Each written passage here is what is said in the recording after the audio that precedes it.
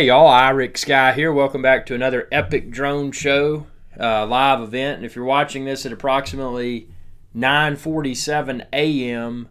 New York City time, then this is a live show. So today we're going to talk about a lot of rumors within the drone industry, and obviously what's coming next and what we're most excited about, and everything that makes us love this hobby. This drone hobby. So, without further ado, Sean Coonery, could you sit down, sir? Please? Please sit. Sean Coonery, the enormous Maine Coon cat, is in the studio like always, but he's getting in the way right now. Please sit. Sit over here. Right there. There's your spot. There you go. Sit. There you go. Good. So, he's sitting. And we are ready to get rolling here. So, yep, looks like the Phantom, the new DJI Phantom, may not be a pipe dream after all. A lot of people, including myself, felt that the DJI may have abandoned the Phantom line because of the great success they've had with the Mavic Air and the Mavic 2 series. So, but there's a lot of, and again, speculative chatter. But chatter that I feel holds a little bit of weight. I mean, it looks like we're probably going to see a Phantom. Now, what's it going to be named? Is it going to be called a Phantom 5, a Phantom X, a Phantom RXT, or whatever they want to insert verbiage-wise within there? Not sure about that, but it does seem that it's probably coming. It's probably going to be a modular camera design. It's probably going to be targeting a higher-end tier than the Mavic 2 Pro targets. And the Mavic 2 Pro, again, awesome drone, awesome camera performance, great battery life, very portable, very lightweight, both small and lightweight rather, that enhances that, the portability of the Mavic 2 Pro. But yeah, it's going to be interesting to see how DJI pitches the new Phantom. If they're going for anybody, or if they're going to target the prosumer customer only, or if they're going to target the enterprise customer only. Could it be that the new Phantom, when it comes out, maybe it's not even on the traditional website. Maybe it's a special, you got to go and do this, to give it some sort of very highly elite appeal. But whatever the case may be, it's good to know that that drones in 2019, we're about to see some really cool and new stuff. Not that we don't have good stuff now. Got a ton of people tuning in.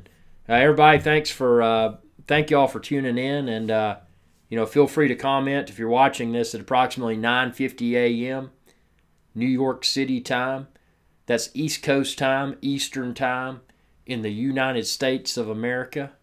Then you can comment, and we can all interact. And also, like I mentioned during previous shows, and it really went off like wildfire, but the ability to do what's called a super chat.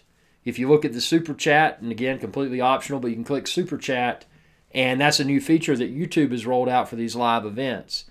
So just a cool way to support the channel if you choose to do so. Likewise, remind everyone, epicdroneshow.com. You can find all of your drones, all of your drone accessories, Epic Drone Show swag, and all kinds of good stuff there. But, yeah, we've got, it's time for a drone with a VR camera, with a 360-degree spherical camera. I don't know if you've watched if you stayed abreast of the latest cameras that are coming out, but Ricoh is releasing a new Theta. Now, these cameras aren't, by design, they're not made to just quickly attach to a drone. But Ricoh is coming out with a new Theta that the technology looks highly promising. It looks like we may be getting to the level to where with a semi-affordable VR camera that people could capture high-quality content. That's been the biggest problem so far with VR cameras, is that they've been more of a proof of concept. If you're trying to get close to 4K, once you're in that 360 degree mode, it's not. Geo1 says, "Hey, welcome aboard, Geo1." Got a ton of people tuning in here. Greatly appreciated. But yeah, the Theta to me suggests if Ricoh can do that and they can package all of that 360 technology into something very small and very lightweight, why wouldn't they approach someone like DJI and say, "Hey, we know you're the best drone manufacturer. We know that you make cameras too, but why don't you take our technology and why don't you package it into a camera for the upcoming Phantom?" So that people could use a modular camera option. They could choose to use a traditional like Hasselblad type camera on the new DJI Phantom, or they could swap it out if the use case involved capturing 360-degree spherical video. They could swap it out with something that basically has the guts of the new Ricoh Theta or similar camera technology, so that you can get very high-end 360-degree spherical video from a drone. To me, that's the logical next step. And I just don't understand. We got Afik here. Afik says, "Hello from Malaysia, 10:52 p.m. here. The time difference makes me miss a lot of your live streams." Thanks for saying that, because actually this live stream I've done a little bit earlier in the day, because it's it's 9:50, right around 9:53 a.m. Eastern. So that's greatly appreciated. I'm going to try to stagger, because I don't have a formal schedule for these live shows. It's whenever I feel like doing a live show, which is quite frequently, and I want to make it a lot more frequently because obviously drones are a big part of a huge component of this channel. And as the new drones are released, what's better than taking them out in the field, talking about them on a live show? I mean, right now we're kind of in that holding pattern again. I mean, we've got Mavic 2, which is awesome. I have no complaints, but I want something else. It's like any other hobby. There's good things that come out. They're fun to play with. They're fun to break. They're fun to troubleshoot and resolve issues.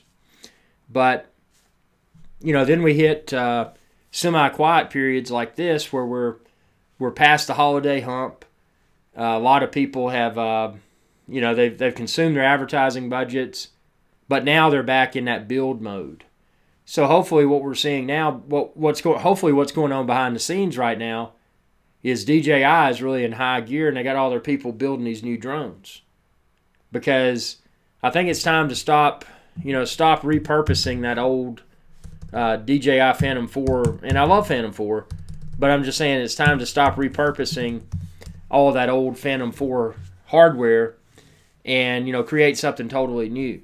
I mean, who knows? DJI may surprise us and bring something that's completely unexpected. I mean, maybe we'll get maybe it won't even be a Phantom. Maybe it won't be a Spark or a Mavic. Maybe it'll be something completely unexpected, completely new. Maybe it even has a new name. They did that to us with the Spark. Brad says, "This is an early Saturday morning live show. How are you doing today?" Well, doing great. Wanted to get this live show going ASAP, and it's again, it is early. It's about 9:55 a.m. New York, so we're in the studio super early, getting this ball rolling. So how are you doing today? You got any drone flying in the plan in the agenda?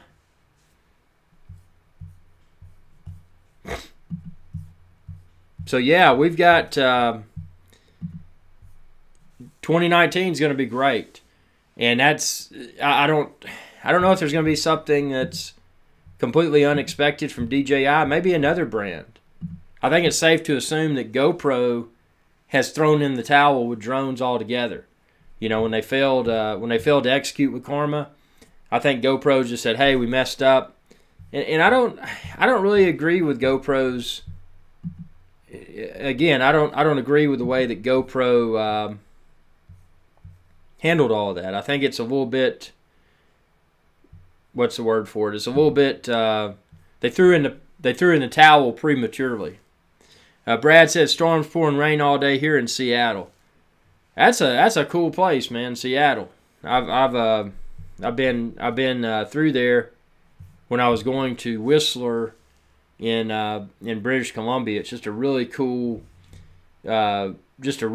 landscape, and obviously you got the snow and all that. I don't think the rain's that cool, but at least you're close to the snow and the mountains and that good stuff. Oh, STL. I was saying Seattle. I need to work on those. I need to work on my understanding of acronyms. Steven says, good morning from South Carolina. Love your shows. I'm going to buy the Osmo Pocket today in Hero 7 Black. Keep up the good work. Hey, and when you do buy it, go to my website, IrixGuy.com, and you can find the link there to the Osmo Pocket, and then also you can find the link there to the GoPro Hero 7 Black. Not just those, but all the cameras and all the accessories. So that's tremendously appreciated. Just that one little visit. You don't have to go to IrixGuy.com. You can go to EpicDroneShow.com. Those are both my websites, and that's just that's a very cool thing. Brad said he wants the limited edition Hero 7 Arctic white color GoPro. Yeah, you can find the limited edition GoPro on my website as well. And if y'all have trouble finding the links on my website, by all means, message me on my Facebook.com/IrixGuy, and I'll be happy to reply directly with the link. Brian says hi from Scotland and United Kingdom. Welcome. Steven says that's why I'm buying it. Thanks to you. Greatly appreciated. And that's the reason behind this channel. I mean, there's a lot of videos, and a lot of people often say, man, why'd you put a video out for that? A video serves a purpose for everyone. Just because every video doesn't provide value for every individual, every video provides value at least for several people. And that's why there's so many videos on this channel. So I really appreciate that. That's what keeps me going. Again, your support, when you choose to support the channel by shopping the links on my website, doing a super chat during a live show, just clicking that super chat button. And then also, if you want to take it a step further, go to Patreon. Support IrixGuy's Adventure channel on Patreon. But in its purest form, I mean, what we're doing right now, we got a live show talking about drones, talking about drone cameras. Just keeping it real. This is not one of those mass marketed productions. I mean, this is real life for drones. I mean, we're witnessing all of this coolness together, and we're breaking it apart. If it's good, that's great. If it's bad, let's call it out. Let's have no filter. The only filter here should be profanity. Let's keep this appropriate for all age groups. Tomorrow is the start of daylight saving time. That's right, saving with no S. That's a grammatical error that a lot of people make. You'll hear them say daylight savings time. It's saving without an S. No S in daylight saving time. So just a friendly reminder. Let's see. Steven says, my treadmill and Breitling as well. You cost me a lot. Love your stuff. Hey, that's cool, man. And hey, you can find links to those on my website too. Brad says, love Scotland. Brad says, when do you think the next DJI announcement will be? Late spring. I completely expect, and again, this weekend being daylight saving time, that could provide a good marketing thing for DJI. They could say sprang into, insert whatever verbiage here, sprang into your new year with a new drone or something. And they could take advantage of that from a marketing perspective and give us something new. They could release a teaser saying, sprang forward and something cool's coming. And, maybe in a few weeks or a few months we get the Phantom 5. Maybe we get the drone that we didn't even expect, something with a completely new name and new design. But I definitely feel that we'll have something, that DJI will bring us something before summer. I think it would be unreasonable for DJI to wait until summer because, I mean, as we've discussed in previous shows, there's a good, it's easy to build anticipation by making a customer wait for something new. But if you make a customer wait too long, you run the risk of customer fall off. So there's a balancing act that a product developer must perform, and that balancing act is, making people wait long enough. Spoon feeding them a little bit of stuff along the way. Like with Mavic 2, for example, they gave us the the announcement of the enhanced, what do they call it, the smart controller, or whatever. I didn't pick one up. I feel the price point is too high. But the Mavic 2 controller that has integrated screen. But it's I completely expect a new release for something completely new here before summer. The background that I've chroma keyed in here, I filmed that on Providenciales, and Providenciales is in the Turks and Caicos group of islands, and it's a beach. The beach in the background that you see, that's Grace Bay. Grace Bay is arguably one of the best white sand beaches in Turks and Caicos, if not one of the best white sand beaches in a lot of the Caribbean. Now, that's very subjective because, what you think is a good beach, others may think there's a better beach. One thing about Turks and Caicos is that it's very flat. So, if a hurricane hits, people are pretty much getting on a plane and going to Jamaica because that's a close place to escape the hurricane, get up in the hills of Jamaica. But, yeah, Turks and Caicos is cool. The beaches are super nice, and I like it. But I still think out of that area, my favorite is the USVI and the BVIs, because when you're there with with St. John and Tortola and Yost Van Dyke, those are cool because you get the mountains and not just all flat, but it's all different. Google Grace Bay, Turks and Caicos, and you'll find a lot of very positive things. It's an awesome place. The food in Turks and Caicos is some of the best food in the Caribbean, in my opinion. They've got a lot of really good restaurants. Well, St. Bart's has some really good restaurants, but the problem with St. Bart's is that when and I've got a lot of videos from there. Check them out. But when you go there and you're you've got a YouTube channel and you pull up and sit down in a restaurant, it's not just going to be, a simple meal is not just going to be, $20 or $30 US. A simple meal in St. Bart's is going to be close to $100 US. So, that's a completely different animal. I try to do, as I sail throughout the Caribbean, obviously I keep it on a budget, an extreme budget. But St. Bart's is one of those places, even if you try to nickel and dime yourself, and pretty much, I've found ways to eat cheap on every island rather. But St. Bart's is one of those where even trying to eat cheap is in, like going to a grocery store and just eating just getting the most generic stuff you can find. Even that stuff is sold at a premium. I mean, St. Bart's is kind of like one of those yachty islands. It's really cool. It's a French island. It's very, awesome beaches and everything. But, it is turbo expensive. The only thing I managed to score when I was in St. Bart's was a very nice hotel located high elevation on St. Bart's, overlooking St. Martin in the background and everything. And I was able to get that for a little bit over $100 US a night. So if you really know how to haggle and you know how to hunt for bargains, you can do islands like St. Bart's on a budget, but it's tough. And speaking of that, that's going to be another component. I want to start creating a lot of travel tutorials, and the recurring theme among all my travel tutorials will be traveling on the cheap.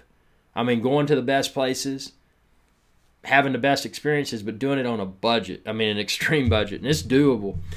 We've got Steven says, where do you live? man, I live all over the place. That's one of the things I don't like to be. I don't like to be confined, because then it's just like it's boring. So I just get out in a boat and go wherever. So I don't really have a certain place. But so yeah, we've got DJI, and I wonder if anybody's going to step up. I mean, why?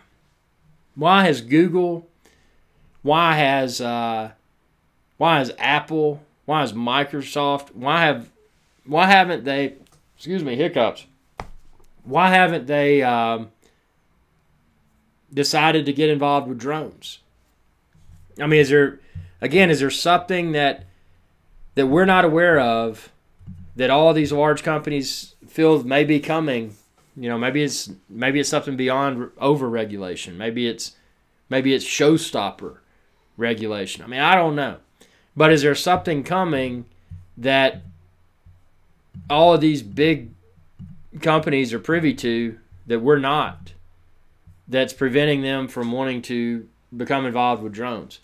I would think if I had the budget of Microsoft or Apple or Google, that I would want to go all in on something. Not all in, but invest heavily within this new space, because there's a lot of opportunity to make money. Brad says, I might be traveling to Myanmar, Burma in November. Very cool. Very cool. A drone with Google Assistant, that would be actually super cool. Google Assistant, speaking of that, topic for a video, but with Google Assistant, I've been playing with a lot of automation. So I use it to control Google Assistant. I use it to control my Google Chromecast, which are paired with Google Nest, which I can ask I can ask Google to display a certain camera, and Google will do it on my Chromecast. Google Assistant is amazing technology, and it's going to be interesting to see how far that goes. And to your point, how could a company like Google potentially integrate Google Assistant within drones? My apologies, I don't understand. Speaking of that, they thought that that was my home mini, and because I was saying that G word, it started talking. It thought I was asking a command. Steven says, "Are you friends with Casey Neistat?" Well, I wanted to be, and I sent Casey Neistat a message. I'm like, "Hey, dude, going out to Central Park. You want to meet up and do a YouTube collab video." But they never got back with me. And keep in mind, Casey Neistat's a big YouTuber, a much larger audience than I have right now. And, it could be that he was too busy and had too many messages where he couldn't respond. But I think that would be a great collaboration opportunity, especially for a YouTube channel such as myself that's a lot smaller than his. Because, growth is my goal. I'm not just doing YouTube for fun. I mean, growth is paramount, and one of the best ways to spark organic growth is to collaborate with other YouTubers, especially YouTubers that currently have a larger channel. So yeah, I would, if you're on talking terms with Casey Neistat, shoot him a message, or give him a phone call and just say, hey man, IrixGuy's Adventure Channel would love to do a YouTube collab. Everything Tech 87 says, love this channel.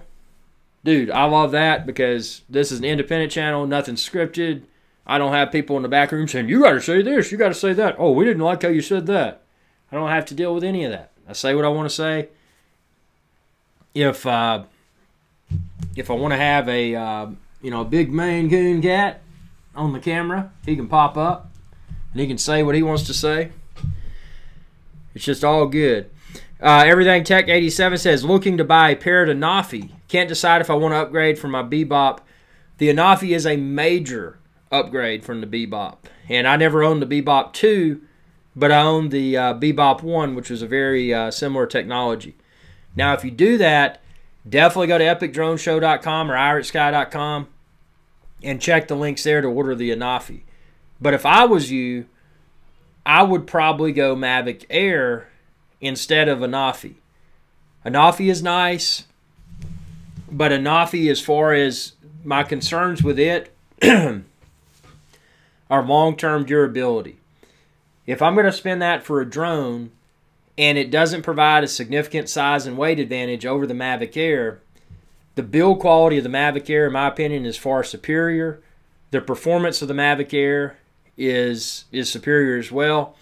Granted, with the Mavic Air, you don't have zoom camera capabilities, but if that's something that you plan to use heavily, then you may want to go with the Anafi. Otherwise, it's probably a gimmick that that you may not that may not really add value. The biggest thing with the Anafi, and I'm sure you probably checked out all my field test videos for the Anafi. If you haven't, check them out. But it was just yes, it was quiet. The propellers were quiet, but it was the propellers were so thin that I questioned, if I hit a large bug while I was flying, would it cause the drone to fall to the ground? Or, and even if I don't encounter insects in the air, are those propellers something that are going to hold up over the long haul? With DJI drones such as Mavic Air and Mavic 2, unless I land improperly or hit a stick when I'm going up through the forest canopy, those propellers seem as if they'll last forever, with gentle use. And I just don't have those warm and fuzzies with the Anafi. With that said, Anafi is fun. And I loved, it was quiet. It did have a toy-like appearance, which if you're flying in a safe and responsible area where people are going to be trolling you, like, man, what are you doing with a camera on a drone? I mean, a camera on a drone, man. Are you spying on people? Those types of people. People see that, it looks more toy-like, and you can avoid a lot of those potential confrontations. So that is an advantage. Everything Tech 87 says, I used a Mavic Air, its range is not as good. That's a good possibility. I've flown them line of sight, so I never really ran into problems with either as far as range is concerned. Brad says if you want range, just definitely have to go all in and get the Mavic 2 or Phantom 4. Yeah, if you want the zoom and the range, go with Mavic 2 zoom. You're getting the same performance as Mavic 2 Pro as far as the drone and battery life is concerned, but you're getting a camera that enables you to zoom like the Anafi enables you to zoom. I will say that the camera quality of the Anafi, even though the camera is physically very small, I was highly impressed with the Anafi's camera's performance. Granted, the camera was not as good as the Mavic 2 Pro's camera, but then again, it's not a 1-inch sensor camera. Mavic 2 Pro has a 1-inch sensor, so. But I would expect, and I haven't tested the Mavic 2 zoom, but I would expect the camera quality of Mavic 2 zoom to be better than Anafi. Yeah, and that's what you said as well. You said Mavic Pro / zoom is significantly better. Yeah, so, they unfortunately, and it's like most everything, most every hobby, not one thing does everything. So, if you want this, well, that may work, but it may not be as good as this. Insert other drone here. I mean, it's hard to get it all in one package. And I think, companies like DJI, they intentionally do things like that to make people that, to create the vibe that, oh, well, I can't just have one drone, I've got to have multiple, because this one will do that, but it won't do this, etc., etc. So, it's an interesting playing field here, and how they choose to give us just enough, but they leave us wanting more, and then they put something else out that does this, such as the Mavic 2. You got the zoom, and you've got the Pro. In a perfect world, that would be a toolless modular option where the consumer could, using their fingers, unscrew like 2 or 3 thumb screws, slide the camera assembly off, and then slide the other one on. Give us the ability to swap it out with Mavic 2 Pro Hasselblad camera. Swap it out with Mavic 2 zoom camera. Swap it out with a 360-degree spherical camera. They could sell a lot more cameras that way. Make the drone the equivalent of the camera body, and make the cameras the accessories that they sell to for them to keep making money. So, they sell us the camera body or they sell us the tripod, and then we're continuing to buy all the latest and greatest cameras to use in conjunction with it. So, I don't know. I mean, there's a lot of ways that that companies look at how they market their products, and I mean, I don't know which I don't, but if I worked for DJI, I would change a lot of things from a marketing perspective. I mean, I love their products, but I would definitely change a lot of things from a marketing perspective, and hopefully would make them a lot more profitable. But I don't want to work for anybody. I want to work for myself. So I don't even know why I just said that. Why I said I'd want to make DJI more profitable. Steven says, what drone do you recommend for the first timer? Just want to take cool pics and have some fun. Your thoughts? Okay, well, the first thing, and I'm getting you a link right now.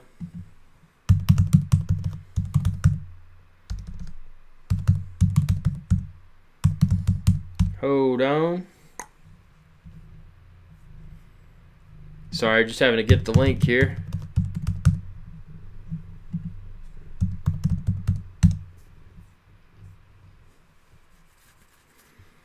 This is the drone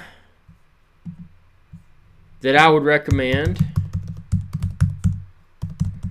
Check out that link there that I just posted. It won't break the bank at all. I mean, it's super fun. It's a step above toy grade, but it gets you involved with the excitement. Now, another one, if you wanted to spend a little bit more.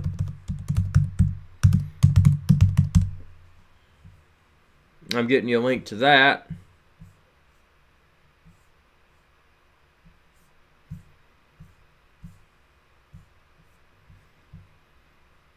Let's see.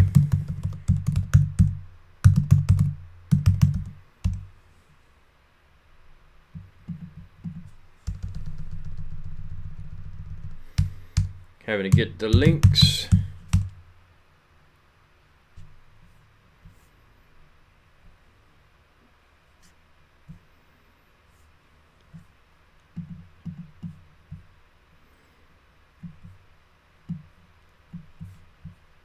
Check this out.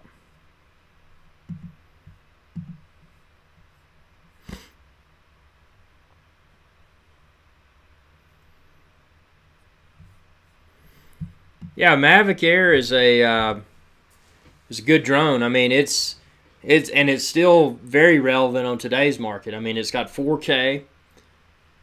It's very portable. It's extremely well made. That's the one thing about the Mavic Air is just the build quality.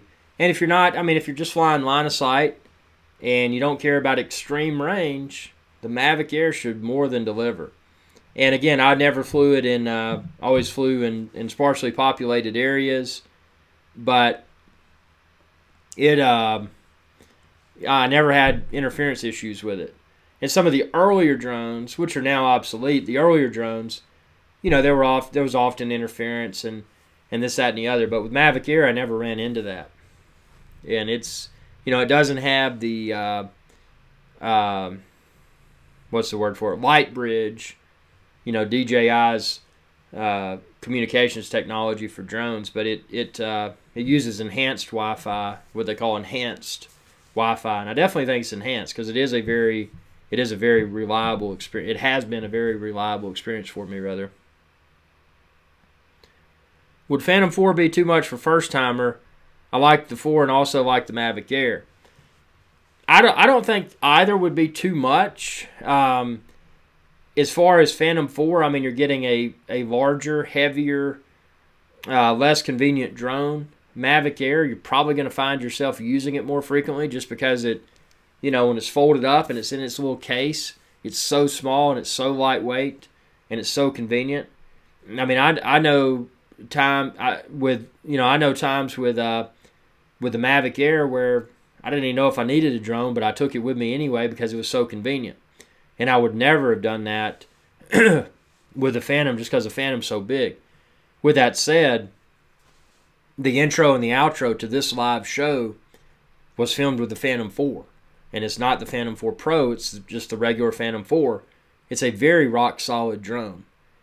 Something to, that's worth mentioning with the Phantom 4, and like all the Phantoms, is that, in comparison to Mavic Air and Mavic 2, the landing gear, well, I shouldn't call it landing gear, but the little cage that houses the camera that also functions as landing pads, that when you're landing, it can seem a little bit top heavy.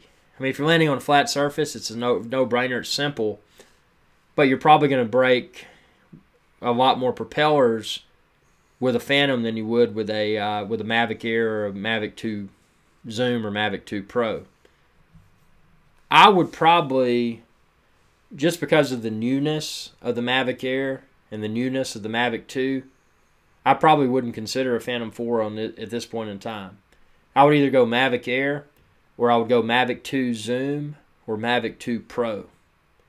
I mean, those are just my opinions, but by no means would a Phantom 4 be a bad decision. But again, it's larger, it's less convenient, and just take that into consideration. But whatever you get, epicdroneshow.com. You can find the Phantom 4, Mavic Air, Mavic 2, all those drones there on my website. So, thanks in advance. And, yeah, so Brad says, I think you would be very happy with your purchase of even spending $999 plus on a drone if it is a DJI drone. Yeah, I mean, it's... If you think that you're interested or could become interested in this hobby, it's definitely a it's definitely an addictive experience, because once you the toughest thing I did was picked up my first drone, and that was after Phantom 2 had already been out, and I didn't get a Phantom 2. I got a Phantom 1 deeply discounted because I didn't know. Number one, my fear was that this is a lot of money for something that goes up in the air. And, all I'd messed with were, I messed with model rockets, and, those sometimes it's hit or miss. You launch them, and when they parachute down, they get stuck in the top of a tree, and you never see them again. And I was kind of comparing, in my mind, drones to model rockets and model airplanes, RC airplanes, and that sort of stuff. Super expensive, but even an enhanced expensive price. Just a ton of money for something that goes up in the sky. Am I ever going to see it again? Is it going to crash? This seems like a lot of risk. What if I fly this thing for the first time and it crashes or flies away, and now I've lost, almost $1,000 or whatever. That's a lot of money. But I took the plunge, and then I realized how reliable these drones are. Now, sure, you've got to understand what you're doing. You've got to, be in a safe and responsible location. You've got to know in advance, should it do this, how will I react? These things, and I don't say this to be unsafe, but these things pretty much fly themselves. If you know what you're doing, they pretty much fly themselves. So it's not like a traditional RC airplane where you've got to really know the flight dynamics. Yeah, you've got to know how to fly. You've got to have good situational awareness. You've got to know if it's over here versus over there, the controls, forwards, backwards, left and right, depending upon where you're oriented, the controls could, the relation to the drone, you may have to push the opposite direction on the controller. But once you start to understand the basics, and it's super simple, but be prepared for those unexpected things. You're up there and a big bird starts coming that way. It may look funny, but those things are probably going to attack, and it could injure the bird and or destroy the drone. So a scenario such as that, what would you do? How do you see and avoid? Whether it's a bird, you're obviously should be flying in a safe and responsible location, but what if there's some sort of drunk airline pilot that is grossly off course, and you see this huge airliner coming through your safe and responsible location? Well, you got to know how to see and avoid. That pilot of that aircraft could be completely drunk, but You're not. So you're flying your drone, and you need to know how to see, okay, there's a threat coming this way. How I see it. Now, how do I avoid it? Have that level of confidence with flying your drone so that you know how to react quickly in the event of an unexpected emergency. But I'm not trying to scare you away, because these things are super simple to fly. But, use common sense. And most importantly, the first few times, just be in a place where you've got a lot of options. So, if something comes up, well, do you have another place we can land? Perform a site survey when you go out and say, okay, this is a flat surface where I'm going to take off and land. But if for some reason I need to land elsewhere, have 2 or 3 other alternate landing areas in case, something unexpected happens and you need to land it elsewhere. Steven says, what do you think about places? Oh, well, I don't recommend other places, and the reason I don't is because all you got to do, dude, is go to epicdroneshow.com and check the links there. And those will, if you choose to do that, if you choose to go to my website and shop for drones there, when you go through those links, and it doesn't change anything for you, but obviously I get a small commission. So it helps my channel. I'm an independent YouTube channel, so that helps me. That helps me a lot. Martin says, hey, Irix, hi from Brazil again. Welcome aboard. Martin, pleasure to see you again. And yeah, that is super cool. Super duper cool. But yeah, it's a fascinating hobby, and I would not hesitate at all to go back. It's one of those things that I've become highly addicted to, and I look back and would I do it again? Without a doubt. And it's one of the, it is the coolest hobby that's emerged ever. And again, in the past, I did model rockets. I did a little bit of RC. Didn't really get into RC airplanes because I was afraid they would crash and they were too expensive. But I did get into RC cars and RC trucks and that sort of stuff. But yeah, drones are just a completely different animal, because not only do you have the thrill of flying something, but you now have a gimbal stabilized, high quality flying camera. And that's what makes it so cool, because it's not just the RC hobby, it's also the photography and videography hobby that that's an offshoot of this. So if you're going at it just for the fun of flying, that's cool. But if you're going at it from, hey, I'm a videographer or photographer, and I need to add a different perspective to my work, this is a great way to do it. Now, keep in mind though, if you start to go beyond the hobbyist route with drones, in most countries, you'll probably have to have a special license. Now, in the United States, I have a Part 107, which basically means that if I do need to perform commercial drone work, then I'm licensed by the FAA to do so. Obviously, adhering to all their policies and procedures, but I'm an FAA licensed Part 107 pilot. So it's that's taking it beyond hobbyist, but it opens up an entirely new realm of opportunity to explore. So, if I've got people that need, for whatever reason, they need a drone video shot, they need drone photo shot. If they need that, then they need a commercial drone pilot. So in that scenario, since I am a commercial drone pilot, if it's something I want to do, if it's something I have time to do, I can legally do it as long as it falls within the parameters defined by the FAA, in my case. Because the commercial drone work that I do, that would be work that I would do in the United States. So, but again, my biggest passion with drones is the hobby aspect. Going out, taking it out on a boat, taking off, flying over the water. That's what I like to do with it. And I think that's where most people are going to find the biggest thrill. And as you become more comfortable with a drone, I would definitely avoid water starting out, because it's just, it's got that intimidation factor associated with it. But, once you do become comfortable with the drone, and once you do feel that, if you ever feel that, if I lost this in a safe and responsible location, it wouldn't matter, that's when you can get really creative with the fun and go out over water and, film things that really create killer cool videos because of, it's been filmed with a drone. It just gives it that really cool and unique perspective. But with all of that being said, I appreciate everyone tuning in.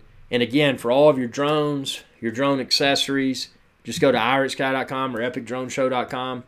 If there's something in particular that you want and you can't find on my website, message me. And the best way to do that is just Facebook.com/IrixGuy. And if you do that, I will kindly send you a link or links to anything that you're looking for. So that's, it's not a, don't feel like you're inconveniencing me by shooting me a message saying, hey, I want this drone or I want this accessory. It's not inconveniencing me at all. It's helping me. So, keep that in mind, any questions you have. Even if you don't want to go to my website, if you just want to go directly to me and ask for the links to those products, drones, cameras, whatever, do it. It's not an inconvenience. I'm here to help.